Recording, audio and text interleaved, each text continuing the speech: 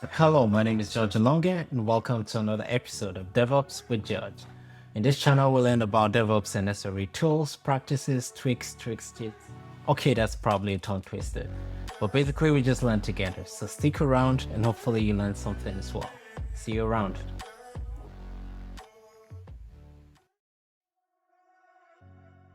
Hi all, welcome to this video.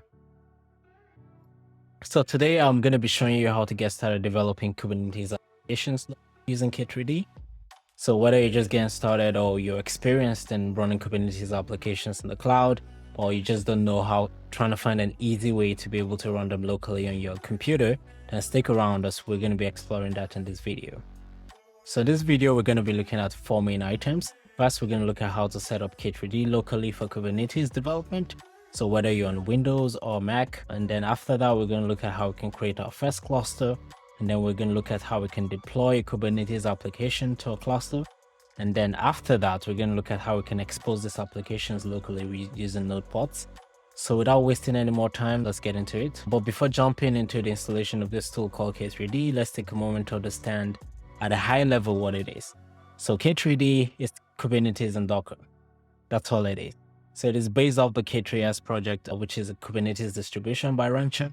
So K3s thought Kubernetes designed to have a smaller memory footprint to fit edge computing environment or IoT devices, so much fewer dependencies than the standard stock Kubernetes, and it can run on as little as 512 megabytes of RAM, which is amazing. So the project was donated to the Cloud Native Computing Foundation, and because of it got caught on by a lot of people loved it. So in simple terms, you can just run K3d. If you have Docker running locally on your computer, you can just run K3d and it will spin up this node. So instead of you having full-fledged nodes to make up your cluster, you can just have simple Docker containers representing or serving as nodes that run your Kubernetes locally. So which provides a much smaller footprint and the ability to scale really highly. So without too much talking, we've been talking for a bit, let's get into it and let's get into some action. Yep. So before installing K3d, there's some dependencies or requirements that we need to have set up. This requires primarily just Docker and kubectl. So kubectl is the Kubernetes CLI controller. So if you do not have Docker installed, head over to docker.com and download Docker for your respective version. So if you go to docker.com, it should automatically detect your operating system and you can download Docker and have that set up. If you do not have kubectl, head over to the official kubectl setup guide and have kubectl installed. I'll leave a link in the description for all of these. So if you need to get that set up, you can easily click on these and just get it set up in your local systems. So if you have all of that set up, now we can go ahead and actually install K3d. So I find if you're on a Mac, the most easier and straightforward way to set up K3d is to just using brew. Is to just use brew. So use the brew install K3d, and we're just gonna do that. So head over to your terminal, and we're just gonna do brew install K3d, and have that set up. Now I already have K3d installed, so this may most likely fail, but that's a process. So brew install K3d is going to set up, download all the dependencies. We're just going to wait for it for a moment and see how that gets set up. Okay, so I have K3d set up. You can do K3d version, and you should be able to see the version of K3d you have installed. Okay, now we have K3d set up and installed, and if you have that installed, let's head on to create our first cluster. So K3d cluster create, we're gonna call our cluster demo cluster. So let's call this demo cluster. And there you have it, it's creating our cluster. Now I'm gonna show you how this works. Don't forget, like I mentioned earlier, all it's doing is spinning up Docker containers to serve as nodes that's going to run our Kubernetes cluster locally. And I can show you this. Now I have Docker already installed on my machine and set up. So if I go to Docker desktop on my machine right now, you should see, now you can see we have the K3d containers running. So K3d just set up these 2 containers to be able to run my Kubernetes cluster locally. Now, I wouldn't go into much details onto what these containers mean, maybe in a future video, but you have the load balancer container, and then you have the actual server 0 cluster, which serves a server 0 node or container, which serves as a Kubernetes node. Okay, so we have our cluster set up, and if you have kubectl installed locally in your computer, you can actually do something like kubectl get nodes, and you'll see you have the cluster ready, and you can see you have one node running, which is the server 0.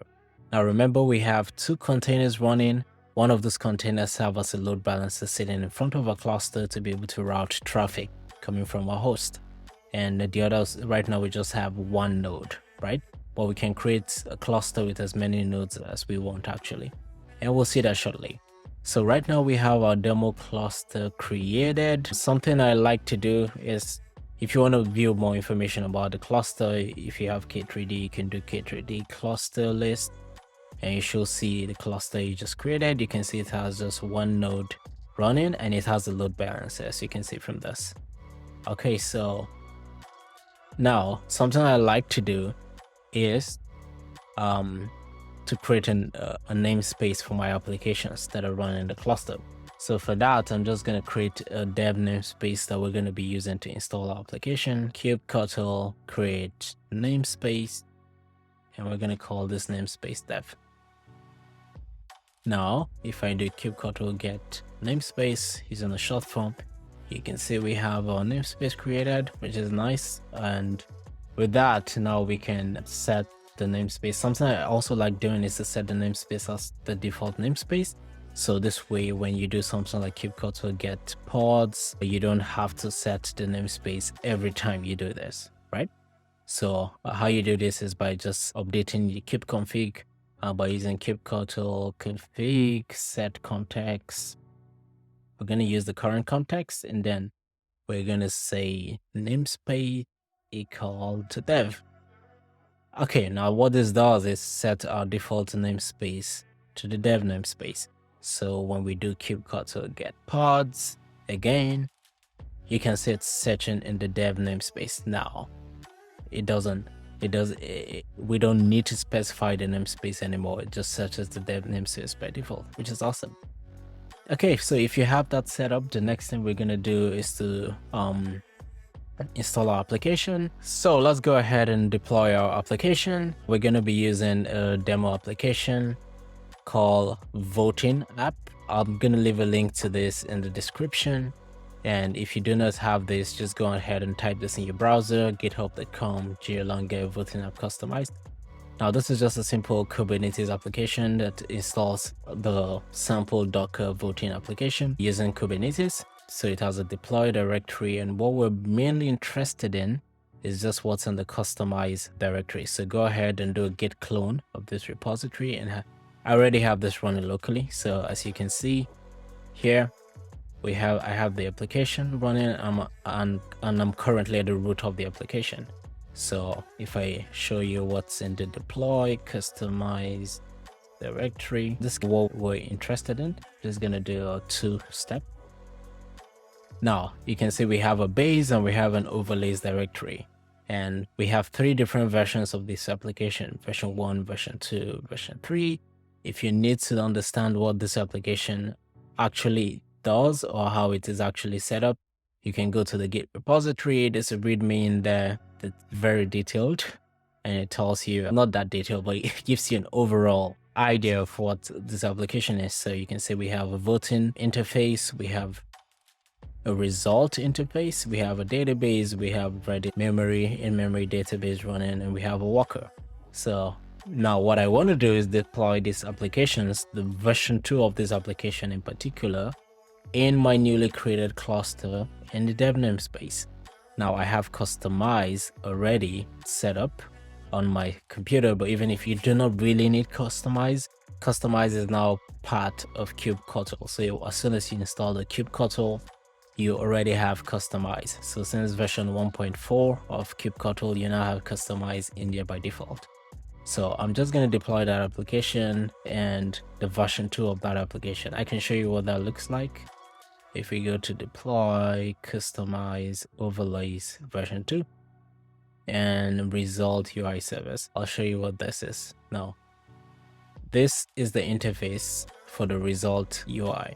So it's just a simple Kubernetes manifest file for service object, and it deploys the results UI deployment and exposes that using the node port service on port 31001. So let's go ahead and install our application. We have our application in deploy, customize, overlays version 2. So we're going to be installing application version 2 of our application. So we have kubectl apply K. This tells us we're installing from customize manifest. So we're just going to put in the paths in here.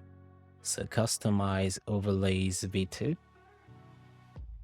and that should install application. So it says everything created. We're just going to check that out, get pod, and you can see it's creating. If we throw in a watch in there, we can just constantly watch for changes as this container is again created. So what is happening right now is just pulling those images from the remote container registries and downloading them locally, so it can run them in our Kubernetes cluster, run them in their respective deployments. So while that is getting created, we're just going to wait for a moment and have all of our deployments ready. And you can see the spinning back up. Okay, now we have our application running and everything is running nice and good. Now we're going to try to access our application from our browser. I'm just going to get the running services. So you can see our result UI, which is what we're trying to access, is running on port 5001, which is running on node port 31001. But here's something interesting. When you go to your browser and you go to localhost port 31,000.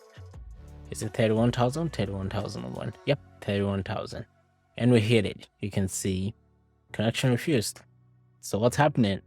Our application isn't working. Why can't we access it on that port, right? Because that's the port the application is running on.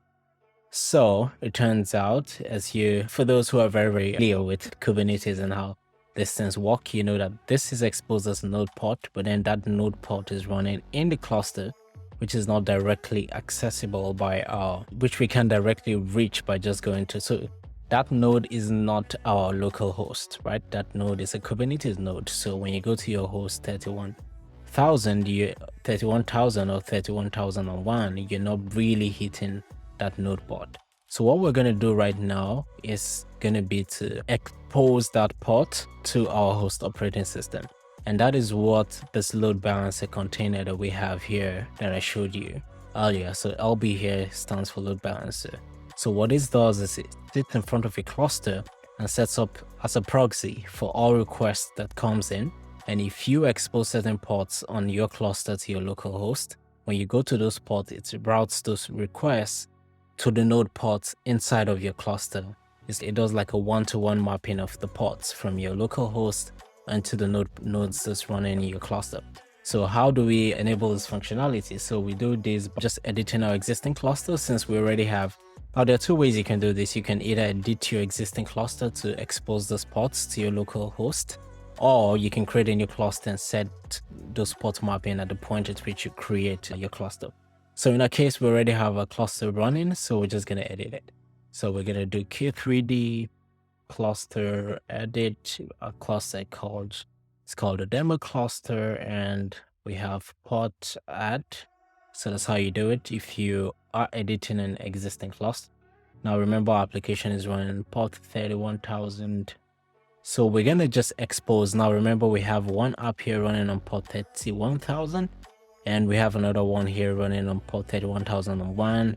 But this command allows us expose a range of ports, right? So we're just going to expose 31,000 to 31,005. Okay, yeah, 31,000 to 31,005. I think I have a typo there. Yep. So we're going to do this, and we're going to map these ports to the same port. So it does like a one-to-one mapping. Don't forget. So 31,000 also to 31,005 at load balancer. Now what this does is searches for the load balancer nodes in which are Docker containers in this case. So whichever node that matches this filter of node filter of load balancer, which is our server LB container in this case, it's gonna map these ports and expose it from our from our local. So what we're saying is take port for 31,000 to 31,005 on our local host, map it to the node that has a tag or that matches the filter of load balancer, or the container that matches the filter of load balancer in our cluster, to the same set of ports. And what that load balancer does afterwards is set up as a proxy to map those requests afterwards to the actual node ports in the cluster.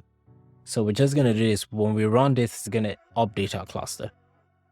So as you can see, stop an existing node, gonna take a while and make those changes in there and sets up all of those proxies for us so we can actually access our applications. So we're just gonna wait for that process to get done. Okay, that was fast. So it looks like it's done. Now we're gonna just confirm that. So we're gonna say, so what's the best way to check? We have applications still running on those ports. We're just gonna go back to a browser and we're gonna hit it. And boom, magic. Yes, no, it's working. So you can see we have port 31,000 now working on our local host, and we have our application running, and we can vote, right? And you can see we can, and now let's test our results UI. So our results UI is running on port 31,001. So we're just gonna head back out to the browser, localhost port 31,001. And we can see our result application running, and our one vote is there, just like we expected. We can switch our votes to dogs, and if we go back, we can see our votes dogs. So our application is working as expected. Now that's all we have to do. Now we're just gonna clean up our cluster, and I'm just gonna quickly show you how you can actually do this as well at the point of creating the cluster. So just gonna do kubectl delete cluster demo cluster. Okay, so this is K3d cluster delete demo cluster. Okay, now this shuts down all the nodes running, and if we go back to Docker container, you can see it's empty. So it just cleared out all the nodes that was created. And now we can create a cluster again, K3d cluster create demo cluster, and we can do that port mapping from the start. So how we do that is by just specifying port, same way we did before, 31,005 to 31,000 to 31,005, and we're gonna map those to 31,000 to 31,005 again. And we're going to do at load balancer, and that creates our cluster with the mapping from the start. And we can see that running. Just going to check if the containers are getting started now. Yep, so you can see our containers are now running. 4 seconds to go, just like we expected. And our cluster is ready, and now we can deploy our application again. So kubectl apply k deploy customize overlays version. Okay, so we need to create the namespace first of all. So create namespace dev, and same thing we did before. We're gonna do config set context current, and we're gonna do namespace equal to dev, and now we can install our application. So we're just going to do kubectl apply k version 2. And there you have it. Our application is getting installed again. We're just going to confirm if they're running, and they're still running. Let's try to watch in here again. Okay, so now we have our application running and everything is running as expected. Now if we go to our browser like before and we just hit refresh, you can see our application is still running and everything is running. You can see since we cleared out everything, so the previous data is gone, and we can vote again. And I'm just going to refresh the results as well.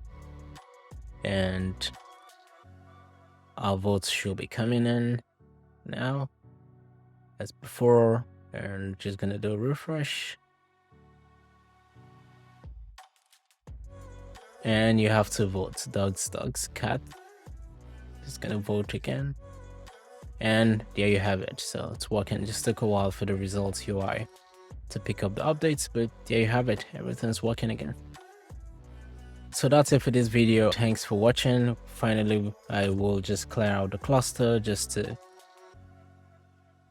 free up all those resources. So I always mix this command up. So it's K3d cluster delete by cluster, and that's it. The cluster is all gone, and there you have it.